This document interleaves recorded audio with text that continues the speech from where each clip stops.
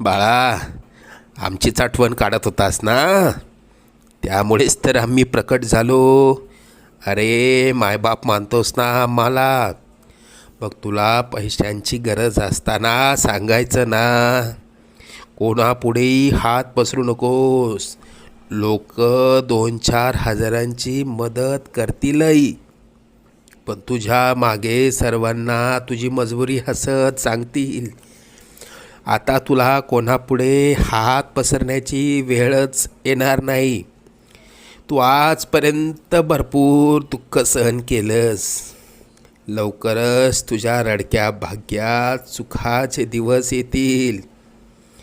तुझ्या मनात असलेली इच्छा पूर्ण होऊन अक्कलकोटला पेढे घेऊन येणं होईल. येशील ना आम्हाला भेटायला अक्कलकोटला? सगळं मनात